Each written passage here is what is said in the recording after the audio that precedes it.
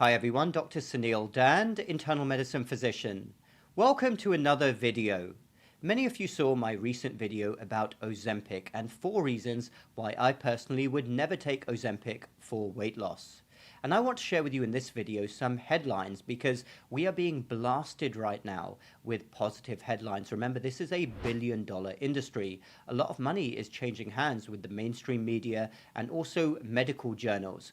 And we're seeing all of these reports about Ozempic being a miracle drug. The drug that works by stopping people eating, suppressing their appetite so that they are no longer consuming the standard American diet. They get away from the toxic food environment.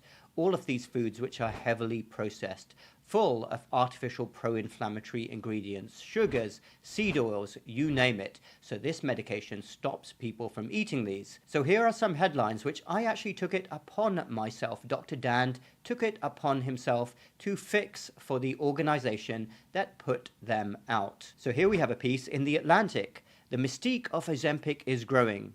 Obesity drugs keep getting linked to health benefits beyond weight loss. It's maddeningly difficult to figure out what's causing them. Well, I fixed this for them. The mystique of not eating crap is growing. Not eating crap keeps getting linked to health benefits beyond weight loss. It's maddeningly difficult to figure out what's causing them. How about kidney disease? Well, here we have a piece in this Scientific American. Very recent, all of these pieces are very recent. Ozempic cuts risk of kidney disease death in people with diabetes. Semaglutide, the same compound in obesity drug Wegovy, slashes risk of kidney failure and death for people with type 2 diabetes. So I fixed that for them again. Not eating crap slashes risk of kidney failure and death for people with type 2 diabetes. Here we have another one in our friend, the ultimate mainstream media publication CNN.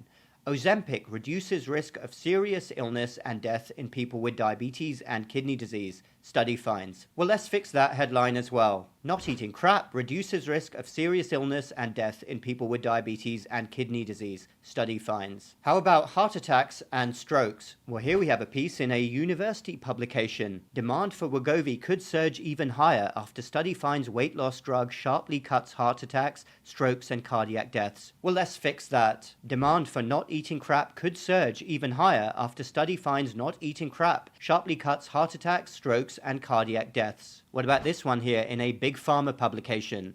On a roll, Novo's star obesity drug Wegovy shows benefits in patients with heart failure. Let's fix it for them again. On a roll, not eating crap shows benefits in patients with heart failure. How about alcoholism when you're not consuming all of this pro-inflammatory food? Could there be a benefit there as well? Well, here's a piece in New Scientist. Ozempic and Wegovy linked to lower risk of alcoholism.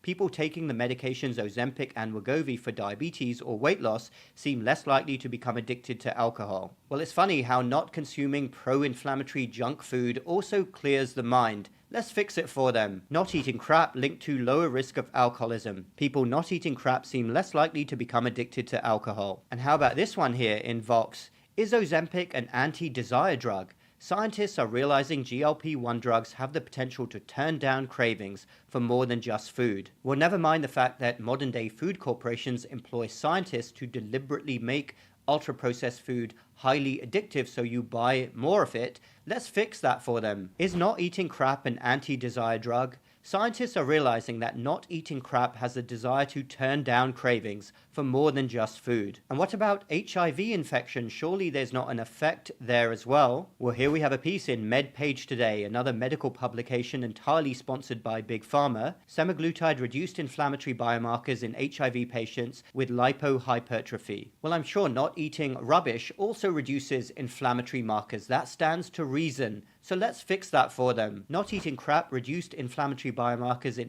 HIV patients with lipohypertrophy. These really are clown world times we're living in, and even 30 years ago, the medical establishment knew that the only way to stop people smoking was to tell them to stop smoking, not inject them with a drug every single week.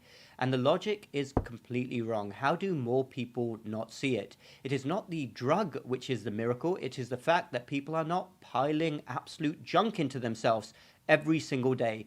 That is the true miracle. So why not address that? It would be like somebody saying, oh, you've got a problem spending money. I'm going to lock you in your room for a week. And they come back after a week and they say, look, your bank account is looking much better. You better buy the lock. The lock makes your bank account better. Well, no, actually, it was the fact that you were not spending money. You were not having these splurges. Why not address that? Keeping you locked up in the room is not the real answer. Our logic on how to deal with obesity by pumping people full of these powerful injections is the same. It is deeply flawed. But of course, we know the playbook. The playbook is the same as it's always been. The establishment gets richer and the masses suffer.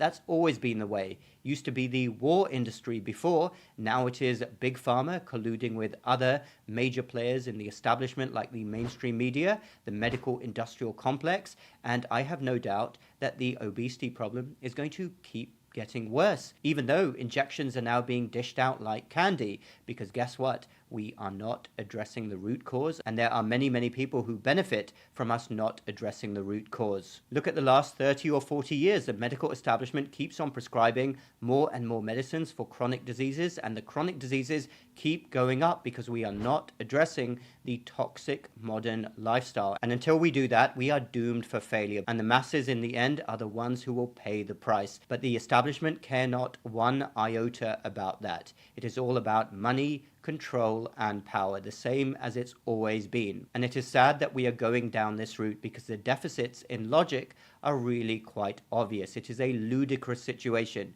You can't have 80% of the population taking an injection every single week. The system is going to collapse eventually, but when it does, many players would have already made off with all of their profits. Thanks everyone for watching. Feel free to comment down below. Check out my website and my free downloads. Those links are down below as well. Hit the like button if you like this video and the bell button for more similar videos in the future. We will speak again very soon.